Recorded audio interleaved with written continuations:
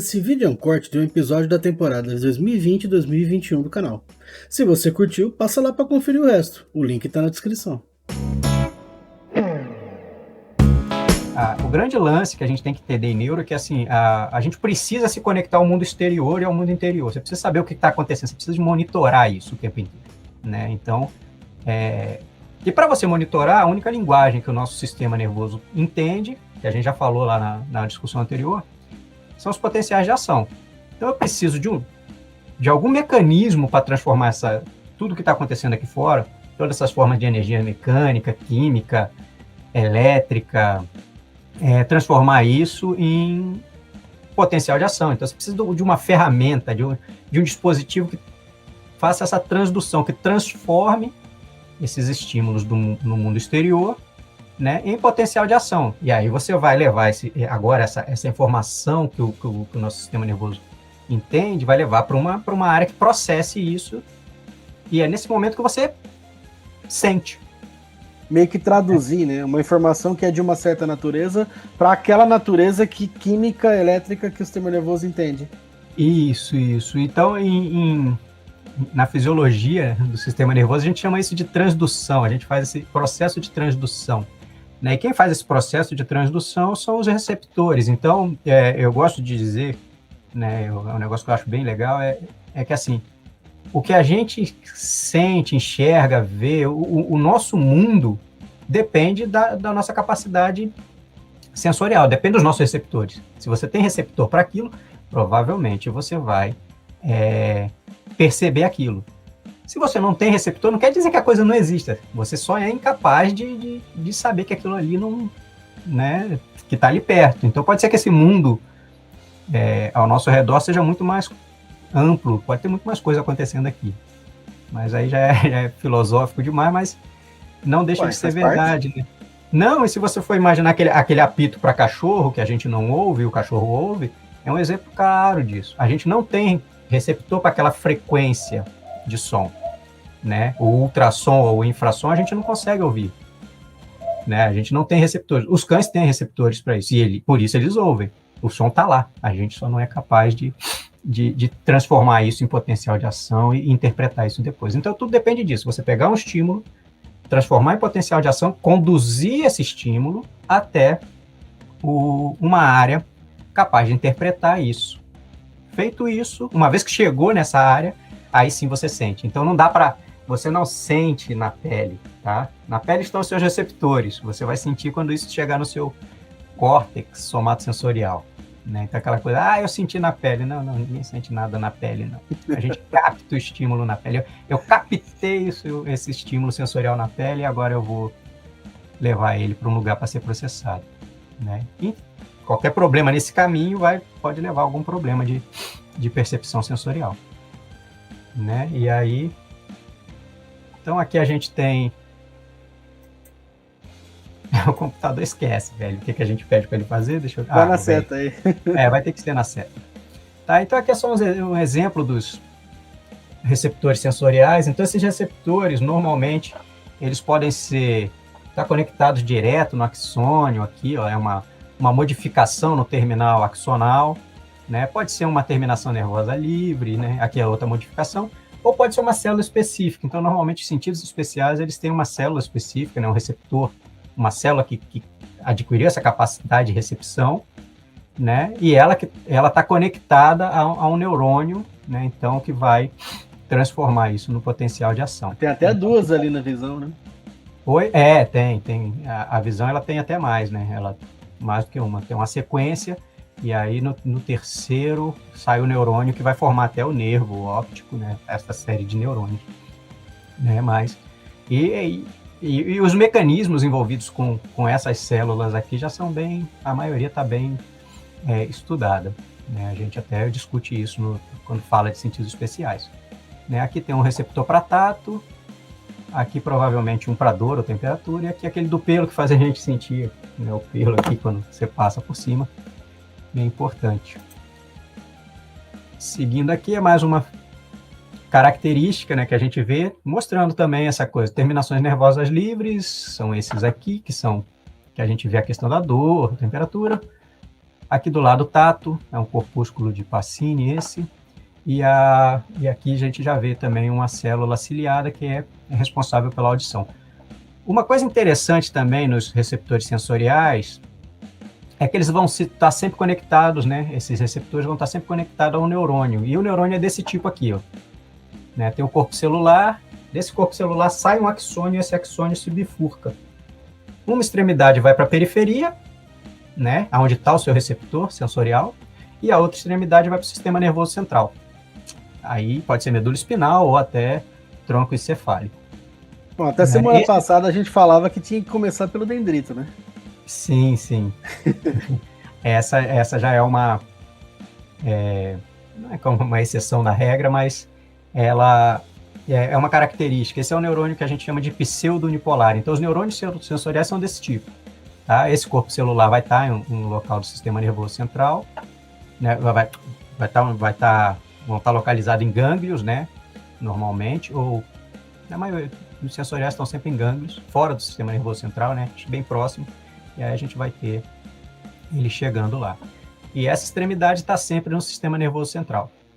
Né? Então ele faz essa conexão, é como se ele estivesse aqui é o corpo celular, né? As extremidades, uma na periferia, captando esses estímulos, né?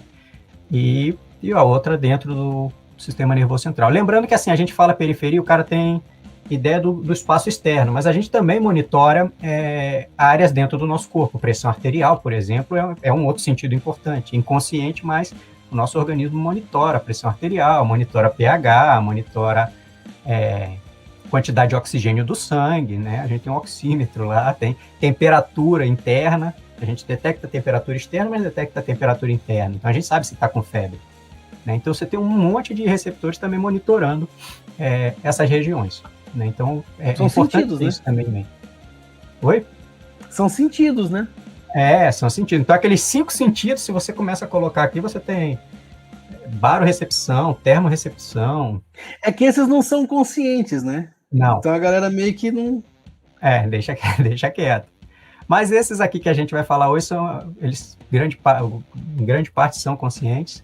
Né? E aí o princípio de todos esses estímulos, ele parte disso. Então, se você lembrar lá da conversa passada, a gente precisa de um estímulo, né? E o estímulo está sendo aplicado aqui, né, nessa figura. Essa figura você encontra em vários livros, tem várias representações dessa figura, mas esse do Silverton é uma que é bem legal. Silverton é bom de ilustração. Então, você aplica um estímulo, aqui você vê que são 2 estímulos de intensidade diferente, né? O de cima menos intenso, de baixo mais intenso e de duração maior. E aí, logo no receptor, aqui a gente está representando o receptor, você vê aquele potencial graduado, né? Que alguns livros o aluno vai ver chamando de potencial receptor, né? Aí, a gente tem esse potencial graduado, que é uma despolarização que vai ter uma proporção, você vê que ela tem uma relação com o estímulo. Né? Então, mais intenso, maior a graduação, né? A despolarização, a gente está vendo despolarização da membrana. Então, quanto mais intenso o estímulo, maior a despolarização que você vê, menos intenso, menor a despolarização, e ela tem uma relação com a duração dessa despolarização com a duração do estímulo.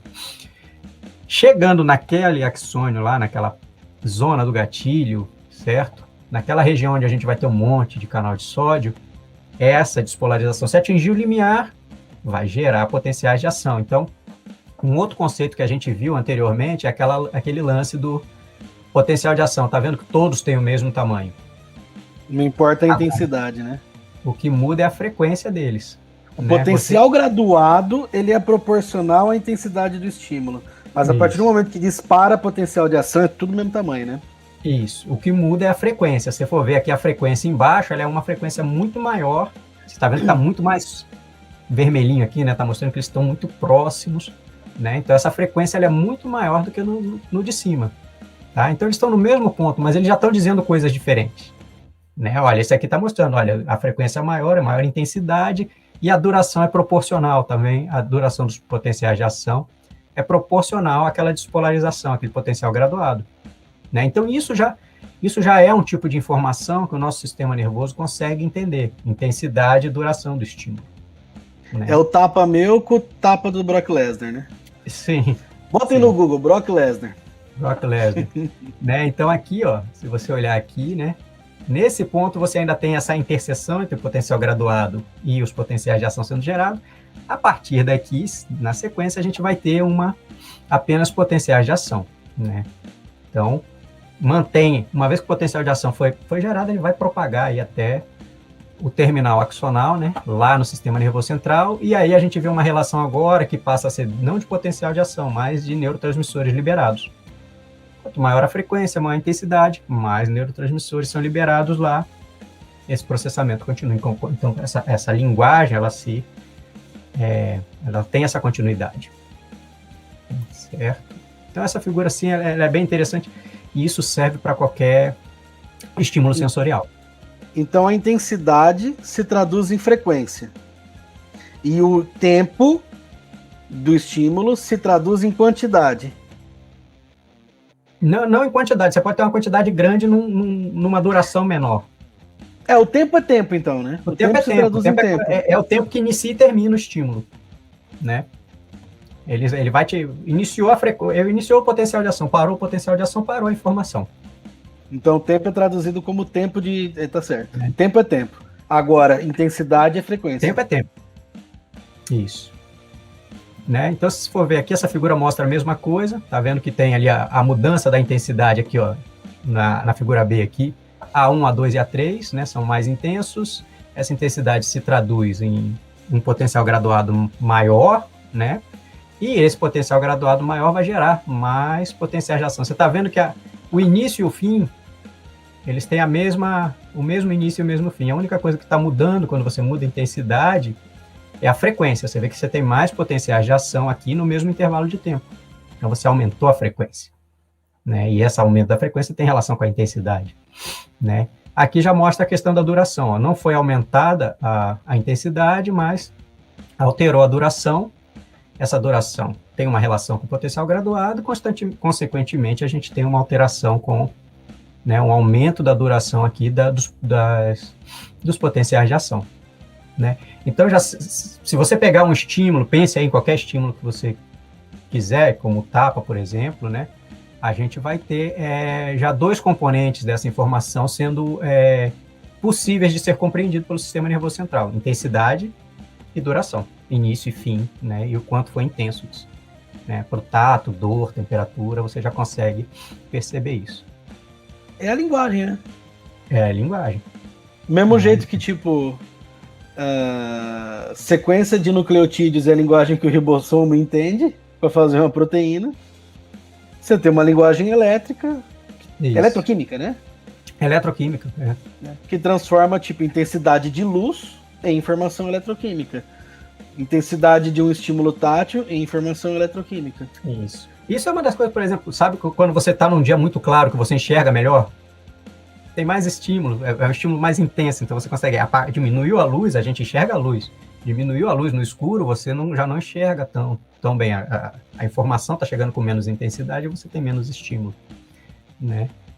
Aqui é uma outra conceito importante, é que quando você aplica um estímulo, e aí você pensa que você tem os receptores espalhados, pensando em tato agora por uma região da superfície cutânea, né? Então, o receptor que vai ser mais estimulado é aquele mais próximo do estímulo, né? Aquele que vai ser estimulado com maior intensidade. À medida que você se afasta do estímulo, você vai ter receptores sendo estimulados com menor intensidade. Então, você vê aquele código de intensidade, né, do receptor, e aí os potenciais de ação. Então, esse neurônio aqui vai ser o neurônio que vai te dizer que tá, olha,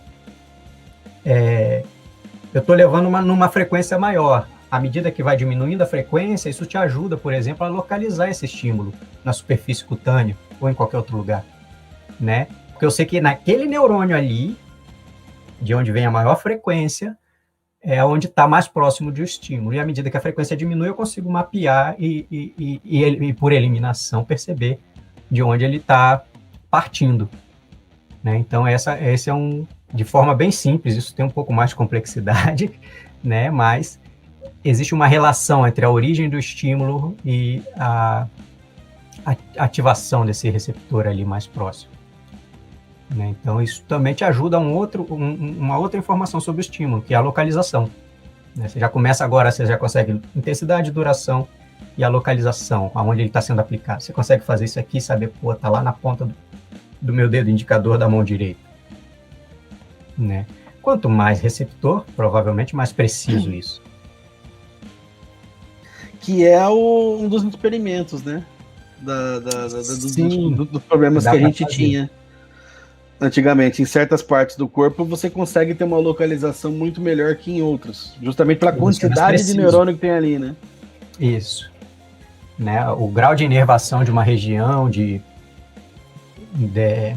tá relacionado com a sua capacidade de precisão, né? De detecção de estímulos naquele local. Né? E isso serve para tudo também. A gente fala aqui de tato como um exemplo mais fácil do aluno perceber, mas isso serve para praticamente tudo que a gente fala de sensorial.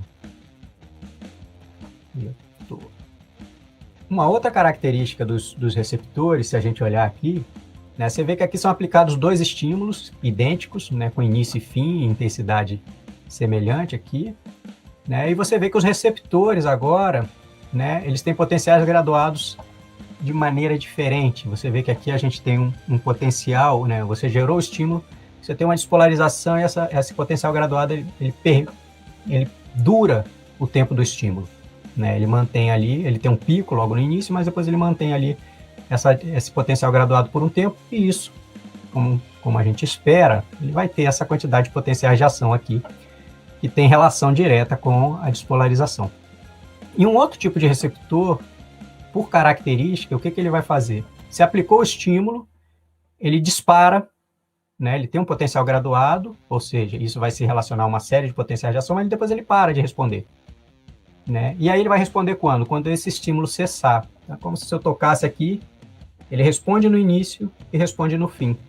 Né? Então ele é importante para pegar estímulos que têm início e fim muito próximos. Né? Então ele vai responder apenas no início e fim. Ele não acomoda, né? Hã?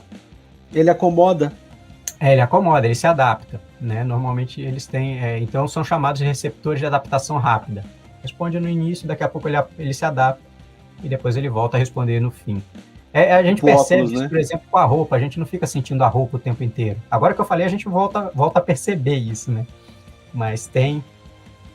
essa adaptação ela é importante e, por exemplo, para o tato, é muito importante esses receptores que conseguem detectar início e fim do estímulo, mais do que a continuidade.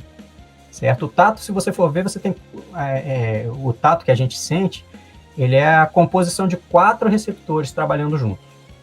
Você tem 4 receptores fazendo coisas diferentes, trabalhando junto, e aí a gente tem o nosso tato, certo? Então, por exemplo, eu tenho um receptor para detectar continuidade do estímulo, mas tem um que é para detectar textura. E textura é muito esse início e fim rápido, sabe, de um estímulo. Você está passando a mão sobre alguma coisa que tem textura, né? Uma parede, alguma coisa que não é tão lisa. Essa irregularidade é como se você estivesse tendo início e fim de vários inícios e fins de estímulos ao mesmo tempo. Né? Então, mais áspero, bate mais no receptor, mais início aquela irregularidadezinha vai sendo mais lisinho, não bate tanto no receptor, né? E aí você consegue perceber textura, essas coisas, né? Graças a essa composição desses receptores. Né? Isso é um outro conceito importante, né? Que quando você tem... se eu pegar esse mouse aqui para segurar, né? Só de segurar aqui com os estímulos sensoriais cutâneos, a gente consegue saber, por exemplo, textura, forma dele, peso, e aí a gente tem os receptores musculares, a propriocepção ajudando. Né? Então, o que os meus sentidos fazem nesse momento é decompor isso. Cada receptor está captando uma informação desse objeto. Temperatura, eu sei também, né? Então eu consigo captar várias informações, temperatura, textura, peso, né? Isso vai seguir por caminhos diferentes até o meu cérebro, e lá eu junto tudo e eu consigo perceber esse mouse. E se a gente for levar mais à frente, eu consigo enxergar ele com outros receptores que estão detectando aqui a forma dele, cor, tudo isso. né? Então, se você monta tudo, todo mundo externo. Tudo isso, e segue cada coisinha, ele é decomposto. Se você chacoalhar, faz barulho, né? Ó. Você vê chacoalhando, você sente o trenzinho batendo lá dentro e você Isso. ouve o trem batendo, né? Isso. E eu preciso que isso chegue no meu cérebro e você una isso de uma forma muito, muito correta, porque senão eu não vou perceber que o que eu tô vendo é o que eu tô tocando e é o que eu tô ouvindo. Eu não vou associar isso a um único objeto, certo? Eu preciso em algum momento isso ser processado e daqui a pouco reunido como o mouse preto, que tem o sonzinho, né? Então, o sistema nervoso ele faz isso, né? Ele primeiro detecta cada componente, processa e depois ele vai pegar esses componentes e juntar e criar esse mundo externo. Numa outra área do cérebro para isso, né? Que quando dá problema, dá uns problemas bem, bem interessantes também. Você perde a consciência de algumas coisas do que estão ao teu redor. Aí a mesma coisa, né? Mostrando a questão da intensidade, da adaptação deles. Você vê que ali você tem um receptor que não se adapta, né? Então ele responde o tempo inteiro que você tem estímulo, e outro que ele se adapta, né? Então responde só no início e no fim. Outro conceito importante desses receptores é o que a gente chama de campo receptivo, né? Às vezes os alunos têm um pouco de dificuldade em entender esse campo receptivo. Você vê que aqui são neurônios sensoriais, né? Então aquela característica pseudo-unipolar, uma extremidade na periferia. E o campo receptivo é a área, né? É uma área, pode ser da superfície cutânea, por exemplo, como a gente está falando do sistema somático, que quando estimulada vai gerar, né, vai causar uma alteração na atividade desse neurônio. Então, qualquer área que for estimulada... de detecção? Oi? Uma zona de detecção? Dá para chamar de uma zona de detecção. Então, por exemplo, qualquer área aqui que for estimulada, né, nessa região aqui, eu vou alterar o potencial de membrana disso e posso gerar potencial de ação nesse neurônio rosa, né? Aqui é correspondente ao amarelo, então é o campo receptivo do neurônio amarelo, e aqui o campo receptivo do neurônio azul. Não sei se você está vendo as cores, mas eu estou apontando aqui. O azul tá esquisito, mas estamos indo. Tá. Então aqui, e aí você vê que tem áreas de convergência. Por exemplo, se eu aplicar um estímulo aqui, eu vou ativar o neurônio azul e o amarelo. E se eu der um estímulo bem aqui no meio, é uma área de convergência onde eu aplicando um estímulo aqui, eu ativo os 3 neurônios, né? Então, claro, ativo eles numa intensidade menor do que se, por exemplo, eu ativar o rosa só aqui. O rosa ele é bem ativado quanto mais próximo está o estímulo, né? Aqui eu vou ativar os 3, mas com menor intensidade. E isso ajuda, esse campo receptivo ajuda muito na localização dos estímulos, na superfície cutânea ou até no campo visual nosso também, tá? Então, mas são 3 neurônios primários de 3 campos receptivos diferentes que estão convergindo para o mesmo neurônio secundário para subir para o encéfalo. Dá para diferenciar, então? Dá. Mesmo usando o mesmo, porque tipo, vai cair tudo no mesmo. Vai cair tudo no mesmo, até pelo que você vai ter o seguinte aqui, ó. Esse aqui, ó, tá vendo que quando eles se somam, você tem uma linha em volta aqui? Esse é o campo receptivo do neurônio secundário, tá? Essa é apenas uma das possibilidades que a gente tem, tá? Tem um outro slide, eu acabei não colocando aqui, porque eu fiquei preocupado da explicação ficar muito complexa, mas é o seguinte, existe uma coisa que está relacionada a esse neurônio que ele recebe também, por exemplo, vamos imaginar que a gente deu um estímulo no amarelo, certo? Aqui, vamos pegar aqui, que pegou o amarelo e o azul, essa figura não está boa, mas pegou o amarelo e o azul, mas está mais próximo do amarelo. Certo? Então, o amarelo ele vai ser o principal estímulo excitatório. O azul ele vai ter interneurônios inibitórios que vão regular isso aqui. Então, o estímulo do azul não fica tão intenso, certo? Do neurônio. Eu acho aí o secundário faz a matemática e já sobe, então, meio determinado a localização do estímulo. Isso. Essa é uma das possibilidades. Uma outra possibilidade que a gente tem é que a gente tem neurônios que mantêm essa relação de 1 para 1. Eu tenho um neurônio sensorial que vai levar a informação para um neurônio secundário e isso vai ser mantido. Então, isso mantém a precisão. Aí certinho, né? Você tem essa relação de Elas vários sobem para um, separadas, né? mas você tem Tem uma também... figura no Silverthorn mostrando isso. Isso. É que tem uma outra figura que mostra bem essa questão que a gente chama de inibição colateral. Quanto mais próximo... É o lance do dedinho na quina. Você tá andando e bate o seu dedinho do pé no móvel da casa. Qual que é a primeira coisa que você faz quando você dá com o dedinho no móvel da casa? Não, de você esfregar lá. Você agarra o dedinho com a mão e tenta esfregar ou fazer assim. Porque aí é o mesmo secundário que sobe a informação da dor e do tato que você tá fazendo ali na hora. Mas aí o outro sobe uma informação menos intensa. Não, mas aí já é um outro processo. que chama de... Inibição secundária, inibição... É teoria da comporta espinal essa aí. Mas... E ainda é uma teoria até hoje. Mas o lance aqui é o seguinte, é que quanto mais próximo do estímulo original, né, quanto mais próximo do centro do estímulo, esse neurônio que tá sendo estimulado ali, ele vai ser praticamente só excitatório. E à medida que você vai afastando, além desses neurônios terem uma intensidade menor de despolarização, né, eles vão ter conexões inibitórias com esse neurônio. Então você acaba centralizando essa resposta. Tá? Uma outra coisa que acontece é que assim, a gente tem aqui esse neurônio secundário, mas próximo a esse neurônio secundário, você vai ter um outro neurônio secundário, onde os neurônios que chegam para ele também estão nesse bolo aqui. Tá? Então, você tem muitos neurônios primários chegando nesse campo receptivo. É que aqui a gente não vai... Você não imagine que a sua pele vai ter só 3 neurônios numa área desse tamanho. Aqui você vai ter, centenas de neurônios captando um monte de informação, principalmente se a gente pegar a ponta dos dedos aqui. Então, vários desses estão chegando a vários neurônios secundários, né, ou neurônios de segunda ordem. Então, o que a gente vai ter como resultado de uma estimulação aqui são padrões de respostas de vários neurônios secundários.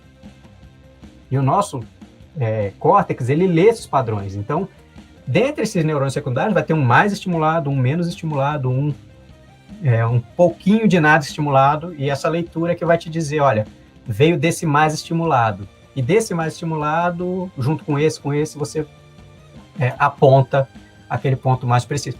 Claro, se você perde se você diminui essa inervação, você vai ter uma coisa mais próxima dessa aqui. E aí, quando você tem uma coisa mais próxima dessa aqui, você perde resolução. E aí sim, se eu der um estímulo aqui nesse vermelho e um estímulo nesse azul, de mesma intensidade, eu não vou conseguir, por exemplo, que esse neurônio aqui se entenda isso. E aí você não consegue distinguir, por exemplo, a distância entre dois pontos, que é aquele experimento nas costas. Né? Então, se você, por exemplo, pegar 2 lápis, né, e aponta um aqui e um aqui, isso vai gerar uma única resposta desse. A gente vai ver isso, eu acho que tem um slide mais à frente mostrando isso. Então, assim, essa resolução ela está relacionada assim, com a quantidade de neurônios que você tem, né, de primeira ordem, de segunda ordem. Né? Então, tudo isso se soma como informação. Né? Então, você tem várias possibilidades. A conexão de 1 para 1, que acontece, mas não é a coisa mais comum, e a outra é essa sobreposição de muitos neurônios, muitos receptores, né? Então, uma região ricamente inervada, você vai ter uma riqueza de informação sendo captada e sendo passada para neurônios de segunda ordem. Então, aqui a gente está vendo apenas o exemplo de um, só para ver a questão do campo receptivo, né? Mas essa sua pergunta é importante, porque quando chega aqui, a gente vai ter o mesmo neurônio. Então, o estímulo do rosa, ou do azul, ou do amarelo, não vai ser esse neurônio de segunda ordem que vai fazer essa distinção. Tá? Ele vai te dizer, olha, aconteceu um estímulo nessa área toda aqui. Né? Mas ele não consegue mapear. Mas agora, se tiver um do lado aqui, captando um pouquinho mais de informação, você vai ter dois de segunda ordem ativados e assim. Quanto mais informação, mais torna o troço mais preciso, né? Se você olhar para o cérebro, você tem neurônios no cérebro que pegam... Você der estímulo em metade do seu corpo para baixo, ele ativa. Ou seja, é um neurônio que qualquer estímulo da cintura para baixo, ele está sendo ativado. Tem neurônio em qualquer área do corpo que você ativar, ele está sendo ativado. Dado o grau de convergência que tem sobre ele. Agora, tem outros que são muito específicos, são pontuais. E aí você tocou num único ponto. Você moveu para o lado, ele já não responde mais. Então você tem essas duas possibilidades no corpo. Neurônios que respondem a uma área muito ampla, muito grande, né? Normalmente são o lado esquerdo ou o lado direito, né? E outros que são extremamente específicos. Isso quando você já está lá no neurônio, lá no córtex, né? Em área já de processamento. Então você tem todas essas possibilidades. O legal do sistema nervoso é isso, você tem muita possibilidade de análise. E cada dia se acha coisa nova também. Cada dia você acha uma coisa nova, né? Então aqui só para mostrar nessa figura, né, que você tem aqui uma superfície cutânea, uma grande gama de receptores, né? Esses receptores eles vão chegar pelo neurônio, né, vão pegar, uma vez estimulado, eles seguem por um neurônio, né? Então você tem agora na forma de potencial de ação, né? Ele está sendo conduzido e vai chegar no sistema nervoso central. Está aqui o corpo celular dele, que fica nessa região da medula espinal aqui, né? Gânglio da raiz dorsal. Então toda a informação sensorial, né? Toda a informação sensorial somática que a gente capta da periferia, ela vai chegar na medula espinal por essa região aqui, ó, por essa raiz dorsal, e ela entra pelo corno dorsal da medula espinal. Voltemos aos cornos. Esse corno é o primeiro a saber. Chegou nesse corno aqui. A informação foi dada lá, chegou nesse corno aí. Sempre, informação sensorial entra pelo corno da raiz dorsal. Uma coisa que sempre me deixa muito impressionado é que, assim, você pega o fone e você larga aqui, daqui a pouco ele embolou. Isso aí, cara, é um sistema nervoso, ele é extremamente organizado anatomicamente. Ele corre pelos mesmos caminhos em todo mundo, do mesmo jeito, né? E dá pra gente poder... percebendo isso, a gente consegue entender, por exemplo, aonde está uma lesão de acordo com a sintomatologia neurológica do paciente, por exemplo. Né? Então, aquela superfície cutânea, né, esse neurônio vai entrar pelo corno da raiz dorsal. Então, se você tiver uma lesão aqui, ó, você vai ter perda sensorial dos estímulos somáticos. Mas você não vai ter perda da parte motora. Por quê? Porque a parte motora ela sai aqui, ó, do corno ventral ou corno anterior. Tá? Aqui a gente chama de corno dorsal ou corno posterior. Depois a gente vê por quê. Né? Mas nos livros de anatomia, a gente vai chamar, os alunos vão encontrar muito chamando de raiz posterior ou raiz e corno posterior. Né? Nos livros de fisiologia, a gente usa muito a raiz dorsal ou corno dorsal da medula espinal. Né? Então, essa questão de dorsal ou posterior e ventral e anterior, elas têm essa distinção nos livros. Daqui a pouco a gente vê por quê, né? Mas vai ficar bem claro. É um negócio... Não, mas faz todo sentido, né? E aí, assim, uma coisa que é importante, às vezes o aluno me pergunta, professor, eu li esse nome no livro de anatomia. Qual o nome é o certo, cara, do livro de anatomia? Porque o livro de fisiologia, ele é um livro de fisiologia, então às vezes a gente está usando uma nomenclatura... um pouco, né? E a gente usa uma nomenclatura que às vezes está atrasada. A gente precisa mudou no livro de anatomia, a gente precisa de um tempo para que a gente aprenda que mudou e mude nos livros de fisiologia. Então, você pode ver, por exemplo, que aqui essa figura que é de um livro de fisiologia está como medula espinhal e não medula espinal, né? Então, são coisas desse tipo que às vezes Mas peraí, não pode mais espinhal? Não, os dois eram certos. Não. Então é isso que eu falei. Se você, na dúvida, vá no livro de anatomia. Agora é espinal, então. Espinal, medula espinal. Né? Então, os anatomistas, eles não são muito pode duas coisas, não. E aí eles trabalham bastante para mudar isso, porque senão vira uma bagunça daqui a pouco, ninguém mais sabe o que é o certo. A impressão que eu tenho é que a hora que já tá tudo com o nome certinho, eles voltam trocando. Não, mas tá melhor. Eu acho que hoje em dia os nomes estão bem melhores. Porque tinha umas coisas que eu não conseguia aprender, eu consegui só aprender depois que mudaram. Né? Então aqui é a mesma coisa, né? Aquela relação da pele. E aqui é legal porque mostra aqui, ó, a questão do corno da raiz posterior ou da raiz dorsal. Tá vendo? E aqui, se você olhar, ó, tem neurônio aqui, ó, de temperatura e dor, né? Neurônio mecanorreceptor, que é o de tato, e os próprios receptores. Então, todos esses neurônios que estão lá na superfície cutânea, estão aqui, ó, captando informações aqui, ó, né? Eles estão conectados, esses receptores que estão captando essas informações, eles estão conectados a neurônios e esses neurônios vão formar um nervo, tá? É um conceito importante também saber o que é um neurônio e o que é um nervo. Parece besteira, mas às vezes o aluno mistura, diz que a informação segue pelo nervo. Não, ela segue pelo neurônio e o neurônio está dentro do nervo. Tá? O nervo é um compõe feixe de neurônios, né? Isso. E é misto. Então, se você pegar um nervo lá e seccionar, provavelmente você vai interromper todas as... Se você seccionar aqui, ó... Cadê? O mouse parou de andar aí. Ah, resolveu andar. Então, por exemplo, se eu seccionar aqui, ó, eu estou seccionando o nervo. Se eu seccionar esse nervo, eu vou perder a percepção de temperatura, tato, propriocepção e dor daquela região que é inervada por esse nervo, certo? E é isso. Mas quem está conduzindo as informações são os neurônios que estão ali. Então, se você cortar mais para a direita ali, você perde até o eferente, o motor, né? Se você cortar aqui, sim. Né? Então você está vendo que de bifurcação. Isso, se eu cortar aqui, então você está vendo que esse nervo ainda tem eferência. Entendeu? Tem informação indo e informação vindo, né? Indo e vindo pelo nervo, entendeu? Então isso é importante também saber, porque às vezes o cara tem a ideia de que a coisa, né? O nervo conduz o tato. Não. Tem neurônios ali do tato, mas tem neurônio motor, tem neurônio temperatura, tem neurônio para dor, né? Então esse é um conceito importante. Mas lembrando, a parte sensorial entra lá pelo corno dorsal, tá? Tem uma divisão em lâminas, mas não convém a gente ficar falando disso aqui. Tá aí, ó, mostrando aí lá. Bem bonitinho, uma ampliação daquela figura, mas tá aqui, ó. Corno dorsal, corno da raiz, né? Medula espinal, né? Os gânglios, né? O gânglio aqui com os corpos celulares aqui, então receptor para dor, temperatura, né? Aqui os mecanorreceptores e proprioceptores, chegando todo mundo no corno dorsal. Isso já ajuda o aluno a entender um pouco da via também, porque ele fala, rapaz, se é sensorial, eu já sei por onde entra, pelo corno dorsal. Então, quando ele for falar da via, olha, entrou pelo corno dorsal, beleza. É muito feio falar que entra por trás e sai pela frente?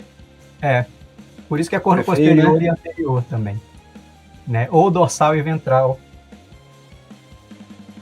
né? Então, entendendo isso aqui, ó, a gente já parte para um outro conceito importante também para esses receptores, para essa parte de percepção somática. Você está vendo que isso aqui é uma raiz nervosa, né, única, que está trazendo um monte de informação. Essa raiz nervosa, se a gente olhar aqui, ó, ela está vindo de uma região da pele. Então, está vendo aí?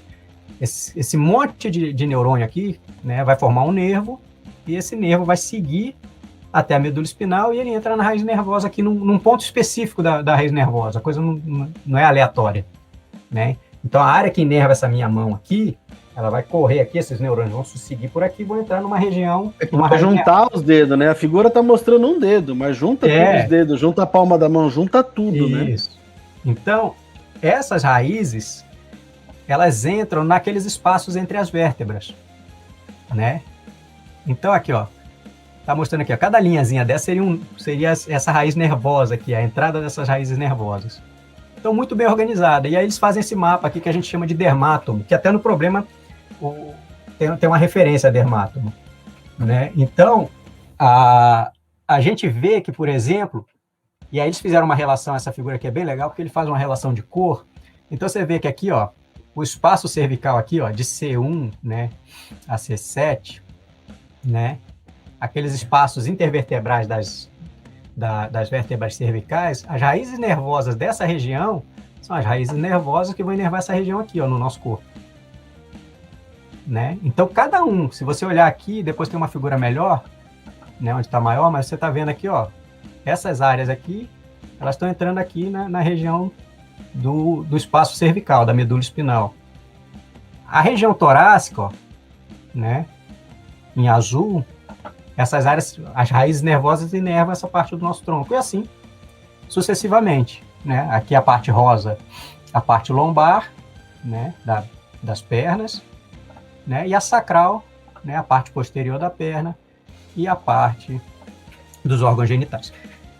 Se você tiver algum problema, algum pinçamento, uma hérnia, né, de disco, alguma coisa que pince uma raiz nervosa dessa, normalmente o comprometimento sensorial vai ser nessa área aqui, referida, na área que os neurônios inervam. Então, por exemplo, se eu tiver um pensamento da região, por exemplo, lombar, né, uma hérnia lombar lá, normalmente o comprometimento, você vai ter uma perda sensorial na perna. A perna fica dormente. Pô, minha perna está dormente. O que está acontecendo? Muitas vezes é um pinçamento, muitas vezes não, mas pode ser, né, um pinçamento, né, nessa raiz nervosa. E aí a informação está comprometida no meio do caminho, né, e aí você tem esse comprometimento aí sensorial. Pode doer, pode ficar dormente, pode, dependendo do grau de compressão, você pode ter algumas dessas coisas, né. A famosa essa segmentação é resquício evolutivo, né? Vem lá de Anelídeo, sei lá de onde. Tudo quanto é bicho é assim, né? E eu acho que, se eu me lembro bem, a próxima figura vai mostrar essa questão do resquício evolutivo. Porque você olha essa distribuição, parece que tá uma bagunça até. Né? Esse verde atrás, o rosa na frente. Mas se você bota a gente na posição quadrúpede, a coisa fica... Não, só bagunça um pouco na parte cervical, porque é o normal dos primeiros segmentos do bicho se fundirem para formar a cabeça e o encéfalo. Tipo, mosquito é assim. Então, tudo quanto é bicho é desse jeito. Os segmentos mais anteriores, mais cervicais, eles se fundiram evolutivamente formando um sistema nervoso mais elaborado. Sim. Diferente, por exemplo, de minhoca, que não teve fusão e cada segmento é tudo igualzinho, né? Aí, se cada segmento tiver uma perninha, é uma centopeia. Sim. Olha, quando eu era biólogo. Né? Então, assim, esses dermátomos, quando você coloca, né, a gente na posição quadrúpede, as linhas ficam mais sequenciais, né? Então, fica mais alinhado. Né? Mas é só para... Isso é importante, né, na clínica, principalmente, esses dermátomos, porque dependendo da área onde a pessoa diz que está tendo alguma lesão, alguma dor, né? Principalmente o pessoal da fisioterapia usa bastante, né? Então, você está sentindo uma dor no braço, às vezes é um pinçamento de cervical, né? Por que isso? Por conta dessa relação com os dermátomos, né? Fraqueza, né? De não estar conseguindo fazer força, pode ter algum comprometimento. Então, conhecer essa relação entre as raízes nervosas e os dermátomos, né, é importante por conta disso. Até para você pedir os exames na localização correta, né? Você não vai... Quando o cara não sabe, o cara faz o quê? Rapaz, pega ressonância magnética de corpo inteiro. De corpo inteiro. Acha tudo, até o que não quer, né? Até o que não tem nada, né? Acha. Mas né, mais que não tem alguma coisa errada em algum lugar, né? Quando o cara é bom, o cara pede o exame só para confirmar, né? Brincando, mas pede o exame já mais apropriado, mais localizado, né? Não vai escanear o cara de ponta a ponta, né?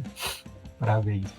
Então aqui você vê, e aí você vê aqui aquela relação também, porque que a gente chama de dorsal, né? Então aqui, ó, agora aquela raiz que é posterior, ela virou dorsal, quando você fica na posição quadrúpede. E o que é anterior fica ventral. E por que os livros de fisiologia, então, usam mais a nomenclatura dorsal e ventral? Porque, normalmente, os estudos fisiológicos são feitos em ratos. Então, então, a linguagem dos livros de fisiologia, eles estão muito associados a informações que vieram de artigos feitos em ratos. Então, a gente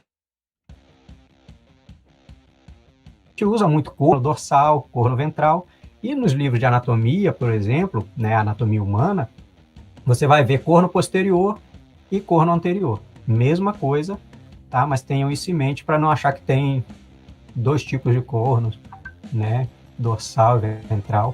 Essa figura aqui ela ainda mostra a questão das lesões, então, ó, a altura da lesão cervical e a consequência, né, que é interessante, mostrando essa relação com os dermátomos. E aí a gente entra... Esses são conceitos bem gerais, tá? Em relação a esses dermátomos, por exemplo, estão relacionados a dor, temperatura, tato, propriocepção, tudo isso está relacionado a isso. Aquele conceito dos receptores também é um conceito bem amplo, né? Que a gente pode pegar e estender isso, inclusive, para visão, audição, gustação e olfato.